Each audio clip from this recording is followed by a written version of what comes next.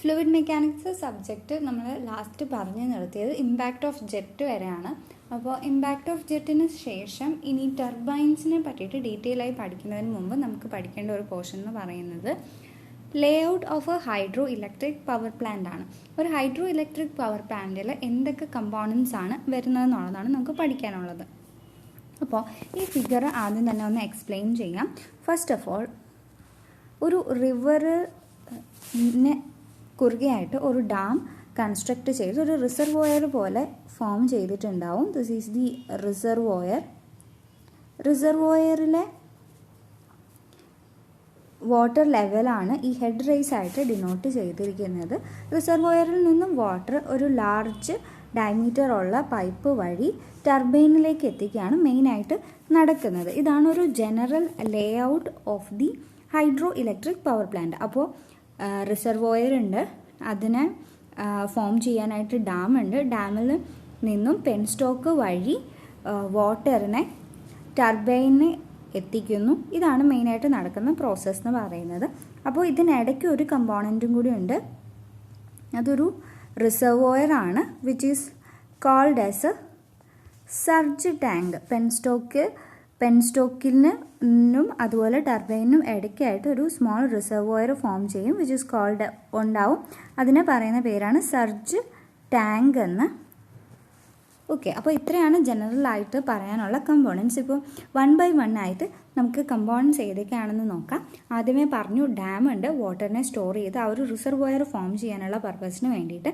പിന്നെ രണ്ടാമത്തെ കമ്പോണൻ്റ് എന്ന് പറയുന്നത് പെൻസ്റ്റോക്ക് ആണ്. പെൻസ്റ്റോക്ക് എന്ന് പറഞ്ഞാൽ വളരെ ലാർജ് ഡയമീറ്ററുള്ള പൈപ്പായിരിക്കും. വാട്ടർ റിസർവോയറിൽ സ്റ്റോർ ചെയ്തിരിക്കുന്നത് ടർബൈനിലേക്ക് എത്തിക്കാൻ വേണ്ടിയിട്ടാണ് ഈ പെൻസ്റ്റോക്ക് യൂസ് ചെയ്യുന്നത്. സ്റ്റീൽ ആവാം, അല്ലെങ്കിൽ റീഇൻഫോഴ്സ്ഡ് കോൺക്രീറ്റ് ആവാം, എന്ത് വേണമെങ്കിലും ആവാം. അപ്പോൾ പെൻസ്റ്റോക്കിൽ നിന്നും ടർബൈനിലേക്ക് വാട്ടർ എത്തിക്കുന്നു. ടർബൈൻസ് എന്ന് പറഞ്ഞാൽ നമുക്കറിയാം ഹൈഡ്രോളിക് എനർജി, വാട്ടറിൻ്റെ ഹൈഡ്രോളിക് എനർജി മെക്കാനിക്കൽ എനർജി ആയിട്ട് കൺവേർട്ട് ചെയ്യുകയും ഈ ടർബൈനിലെ വീലിന് ആയിട്ട് തന്നെ അതിൻ്റെ നടുക്ക് ഫിറ്റ് ചെയ്തിട്ട് ഒരു ഷാഫ്റ്റ് ഉണ്ടാവും. അപ്പോൾ ഈ ഷാഫ്റ്റിലേക്ക് ഈ മെക്കാനിക്കൽ എനർജി പാസ് ചെയ്യുകയും ഇത് ഡയറക്റ്റ്ലി ഈ ഷാഫ്റ്റ് കണക്ട് ചെയ്തിരിക്കുന്നത് ഒരു ജനറേറ്ററിലേക്കായിരിക്കും. അപ്പോൾ ജനറേറ്ററിലേക്ക് ഈ മെക്കാനിക്കൽ എനർജി പാസ് ചെയ്യുന്നു. ഈ generator mechanical energy electrical energy ആയിട്ട് കൺവേർട്ട് ചെയ്യുന്നു. ഈ ഒരു പ്രോസസ്സാണ് ശരിക്കും പറഞ്ഞാൽ ഓവറോൾ ഒരു ഹൈഡ്രോ ഇലക്ട്രിക് പവർ പ്ലാന്റിൽ നടക്കുന്നത്. അതിനുശേഷം നെക്സ്റ്റ് വരുന്ന ടർബൈൻസ് പറഞ്ഞു. ടർബൈൻസ് കഴിഞ്ഞിട്ട് അടുത്ത വരുന്ന ഒരു കമ്പോണൻ്റ് എന്ന് പറയുന്നത് ടെയിൽ റേസ് ആണ്. ടെയിൽ റേസ് എന്ന് പറഞ്ഞാൽ it is A channel which carries the water away from the turbines after the water has worked on the turbine. Penstock വഴി ടർബൈനിൽ വാട്ടർ എത്തി, വാട്ടർ പിന്നീട് ടർബൈൻസിനകത്ത് വാട്ടർ എത്തി, ബാക്കി വരുന്ന വാട്ടർ ഇതിനെ സ്ട്രൈക്ക് ചെയ്തിട്ട് വാട്ടർ പിന്നെ പോകുന്ന ചെറിയ ചാനലിന് പറയുന്ന പേരാണ് ടെയിൽ റേസ് എന്ന് പറയും. സോ അതാണ്. പിന്നെ ഒരു കമ്പോണൻ്റ് ഉള്ളത് സർജ് ടാങ്ക് ആണ്. ഓൾറെഡി നമ്മൾ പറഞ്ഞു സർജ് ടാങ്കിൻ്റെ കാര്യം. അപ്പോൾ എന്താണ് ഈ സർജ് ടാങ്കിൻ്റെ ഉപയോഗം? പെൻസ്റ്റോക്കിനും ടർബൈനും ഇടയ്ക്കായിട്ടാണ് ഇത് ഫിറ്റ് ചെയ്യുന്നത്. കാരണം എന്താണെന്ന് പറഞ്ഞാൽ പെൻസ്റ്റോക്ക് നമുക്ക് എപ്പോഴെങ്കിലും ഫ്ലോ നമുക്ക് റെസ്ട്രിക്റ്റ് ചെയ്യേണ്ട സിറ്റുവേഷൻ വരികയാണെന്നുണ്ടെങ്കിൽ, അതായത് പൈപ്പ് ഫ്ലോ നമുക്ക് നിർത്തണം, അതായത് നമ്മൾ ക്ലോസ് ചെയ്യുക, പെൻസ്റ്റോക്ക് നമ്മൾ ഏതെങ്കിലും വാൽവ് പെൻസ്റ്റോക്കിൻ്റെ ക്ലോസ് ചെയ്യണം. അങ്ങനെ വരുന്ന സമയത്ത് ഒബ്വിയസ്ലി നല്ല പ്രഷറിൽ ആണ് വാട്ടർ വരുന്നത്. ഇപ്പോൾ വാട്ടർ ഇവിടെ കെട്ടി നിർത്തിയിരിക്കുന്നത്, റിസർവോയറിൽ കെട്ടി നിർത്തിയിരിക്കുന്നത് HG ഹെഡ് ആണെന്നുണ്ടെന്നുണ്ടെങ്കിൽ അതൊരു ലാർജ് ഹെഡ് ആയിരിക്കും. അപ്പോൾ ആ അത്രയും പ്രഷറിലായിരിക്കും വാട്ടർ പെൻസ്റ്റോക്കിലൂടെ വരുന്നത്. അപ്പോൾ പെട്ടെന്ന് നമ്മളതിനെ സ്റ്റോപ്പ് ചെയ്യുകയാണെന്നുണ്ടെങ്കിൽ there will B water hammer. അപ്പോൾ ഈ വാട്ടർ ഹാമറിൻ്റെ എഫക്റ്റിനെ കുറയ്ക്കാൻ വേണ്ടിയിട്ടാണ് ഈ സർജ് ടാങ്ക് ഉള്ളത്. ഇത് വളരെ ഇമ്പോർട്ടൻ്റ് ആയിട്ടുള്ള ഒരു ടേമാണ് സർജ് ടാങ്ക്. നെക്സ്റ്റ് വന്നിട്ട് ഓൾറെഡി പറഞ്ഞതാണ് ജനറേറ്ററാണ്. ജനറേറ്റർ മെക്കാനിക്കൽ എനർജിയെ ഇലക്ട്രിക്കൽ എനർജി ആയിട്ട് കൺവേർട്ട് ചെയ്യുന്നു. ഇത്രയാണ് ബേസിക് ആയിട്ടുള്ള ഒരു ഹൈഡ്രോ ഇലക്ട്രിക് പവർ പ്ലാന്റിൻ്റെ ജനറൽ ലേ ഔട്ടിൽ വരുന്നത്. ഇനി ഇതുമായിട്ട് ബന്ധപ്പെട്ട് കുറച്ച് ഡെഫിനിഷൻസ് നമുക്കൊന്ന് നോക്കാം. ഫസ്റ്റ് ഡെഫിനിഷൻ വരുന്നത് ഡിഫറെൻറ്റ് ടൈപ്സ് ഓഫ് ഹെഡ് ആണ്. നമ്മൾ ഒരു ഹെഡ് ഓൾറെഡി പറഞ്ഞു, അതായത് HG അല്ലെങ്കിൽ ഗ്രോസ് ഹെഡ് എന്ന് പറയും. അപ്പോൾ ഈ ഫിഗറിൽ കാണുന്നതാണ് ഗ്രോസ് ഹെഡ്. ഇത് നമ്മുടെ ഡേറ്റം ആണെന്നുണ്ടെങ്കിൽ ഈ ഡേറ്റത്തിൽ നിന്നും ഹെഡ് റേസ് വരെയുള്ള എത്ര ഹെഡ്, അതായത് റിസർവോയറിൽ എത്രത്തോളം ഹെഡ് ഉണ്ട്, ആ ഹെഡിലായിരിക്കും നമ്മുടെ whole hydro electric power plant work ചെയ്യുന്നത്. So the head under which the hydro electric plant work is called as the gross head. അല്ലെങ്കിൽ മറ്റൊരു രീതിയിൽ പറഞ്ഞാൽ ടെയിൽ റേസിനും ഹെഡ് റേസിനും തമ്മിലുള്ള ഡിഫറൻസ് എത്രയാണ്, ആ ഡിഫറൻസിനെ പറയുന്ന പേരാണ് ഗ്രോസ് ഹെഡ് എന്ന്. ഓവറോൾ ഇത്രയും ഗ്രോസ് ഹെഡാണ് ഈ ടർബൈനിന് വർക്ക് ചെയ്യാനായിട്ട് അല്ലെങ്കിൽ ഹൈഡ്രോ ഇലക്ട്രിക് പവർ പ്ലാന്റിന് വർക്ക് ചെയ്യാനായിട്ട് അവൈലബിൾ ആയിട്ടുള്ള ഹെഡ്. പക്ഷേ എന്താ സംഭവിക്കുന്നതെന്ന് പറഞ്ഞാൽ നമ്മൾ ഈ ഫിഗറിൽ കാണുന്നത് പോലെ തന്നെ ഡാമിൽ നിന്ന് വരുന്ന വാട്ടർ ഈ പെൻസ്റ്റോക്ക് എന്ന് പറഞ്ഞാൽ ലാർജ് ലെങ്ത് ഒക്കെ ഉള്ള പൈപ്പാണ്, അതുപോലെ ലാർജ് ഡയമീറ്റർ ഉള്ളതാണ്. അതുപോലെ പെൻസ്റ്റോക്കിൻ്റെ എൻട്രിയിൽ ഒരുപാട് ലോസസ് ഉണ്ടാവും, എക്സിറ്റിൽ ഒരുപാട് ലോസസ് ഉണ്ടാവും, എന്തെങ്കിലും വാൽവ് ഒക്കെ പ്രൊവൈഡ് ചെയ്തതിന് അവിടെ എല്ലാം തന്നെ ഒരുപാട് ലോസസ് ഉണ്ടാവും. മെയിനായിട്ടുള്ള ലോസ് എന്ന് പറയുന്നത് നമ്മളെപ്പോഴും പറയുന്നത് പോലെ ഫ്രിക്ഷണൽ ലോസ് തന്നെയാണ് മെയിനായിട്ടുള്ള ലോസ്. അപ്പോൾ ടോട്ടൽ HG ഹെഡിൽ വാട്ടർ ഫ്ലോ ചെയ്ത് വരുന്നുണ്ടെങ്കിലും അത് HG ഹെഡിൽ വരുന്നുണ്ടെങ്കിലും ഈ ഫ്ലോ ഡയറക്ഷനിൽ കുറേ ഫ്രിക്ഷണൽ ലോസ് എല്ലാം കഴിഞ്ഞ് വരുമ്പോഴേക്കും ഇൻലെറ്റ് ഓഫ് ദി ടർബൈനിൽ എത്തുമ്പോഴേക്കും അത്രയും ഹെഡ് ഉണ്ടാവത്തില്ല. There will be some loss of HF. ഇതാണ് എനർജി ലൈനാണ് വരച്ചിരിക്കുന്നത്. അപ്പോൾ ഇവിടെ HFൻ്റെ ലോസ് ഉണ്ടാവും. അപ്പോൾ ഗ്രോസ് ഹെഡിൽ നിന്നും HF മൈനസ് ചെയ്ത് ബാക്കി എത്രത്തോളം ഹെഡ് ഉണ്ട്, the head that is available for the working of the turbine, അതിനെ പറയുന്ന പേരാണ് നെറ്റ് ഹെഡ് എന്ന് പറയും. That is the head under which the turbine is working, അല്ലെങ്കിൽ the head that is available at the entry of the turbine. It is also called as effective head. അപ്പോൾ already പറഞ്ഞതുപോലെ പെൻസ്റ്റോക്കിലെ large frictional forces ആണ്. Frictional forces പൈപ്പിലൂടെ ഉള്ളത് കണ്ടുപിടിക്കാനുള്ള equation നമുക്കറിയാം. HF is equal to 4FLV² divided by 2GD ആണ്. നമ്മൾ പഠിച്ചതനുസരിച്ചിട്ടാണെന്നുണ്ടെങ്കിൽ it is 4F-LV² divided by 2GD ആണ്. Net head is equal to gross head minus frictional head loss ആയിരിക്കും. ഇനി അടുത്തത് പറയാനുള്ളത് ഡിഫറെൻറ്റ് എഫിഷ്യൻസി ഓഫ് ടർബൈൻ ആണ്. ടർബൈനുമായിട്ട് റിലേറ്റ് ചെയ്ത് ഒരുപാട് എഫിഷ്യൻസി ഉണ്ട്. For example hydraulic efficiency, mechanical efficiency, volumetric efficiency, overall efficiency. അപ്പോൾ ഈ എഫിഷ്യൻസികളെല്ലാം എന്താണെന്ന് നമുക്കൊന്ന് നോക്കാം. അതിനു മുന്നേ കുറച്ച് ഡെഫിനിഷൻ നമ്മൾ അറിയാനുണ്ട് related to power at the different sections. First power എന്ന് പറയുന്നത് വാട്ടർ പവർ അല്ലെങ്കിൽ ഹൈഡ്രോളിക് പവർ എന്ന് പറയും.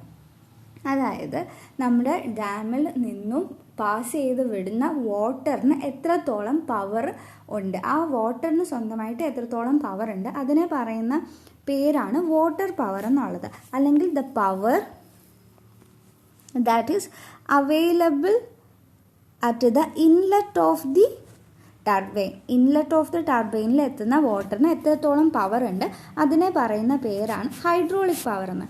നമുക്കറിയാം ഡാമിൽ H ഹെഡിലാണ് വാട്ടർ സ്റ്റോർ ചെയ്ത് വെച്ചിരിക്കുന്നത്. അപ്പോൾ വാട്ടറിൻ്റെ പൊട്ടൻഷ്യൽ എനർജി എന്ന് പറയുന്നത് എന്തായിരിക്കും? mg ഇൻറ്റു ക്യാപിറ്റൽ H ആയിരിക്കും.